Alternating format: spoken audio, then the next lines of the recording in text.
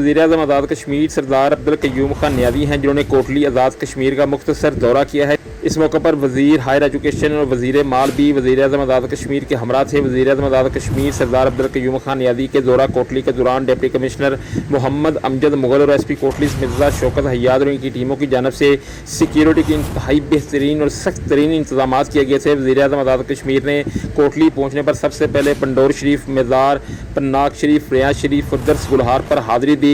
मज़ार शरीफ आमद पर मुंतज़मीन ने वज़ीर-ए-आज़म का पुरतपाक इस्तक़बाल किया। इस मौके पर वज़ीर-ए-आज़म सरदार अब्दुल क़य्यूम खान नियाज़ी लोगों में घुल मिल गए। मज़ार शरीफ पर हाज़िरी के बाद वज़ीर-ए-आज़म आज़ाद कश्मीर कोटली का इलाका मिट्टी चंड में पहुँचे, जहाँ उन्होंने आज़ाद कश्मीर इलेक्शन में कत्ल होने वाले 2 अफराद के लवाकिन से वाक़या पर इंतहाई दुख, गम और रंज का इजहार करते हुए तज़ियत की और मकतूलैन के दर्जात की बुलंदी के लिए दुआ की और इनको यकीन दिलाया कि मुल्ज़मान की गिरफ्तारी और इनको इनके मनतकी अंजाम तक पहुँचाने के लिए तमाम तर वसाइल बुरे कर लाए जाएंगे। वज़ीर-ए-आज़म आज़ाद कश्मीर सरदार अब्दुल क़य्यूम खान के दौरा कोटली के दौरान एसपी कोटली मिर्ज़ा शौकत हयात ने सिक्योरिटी के इंतहाई फूल प्रूफ इंतजाम कर रखे थे।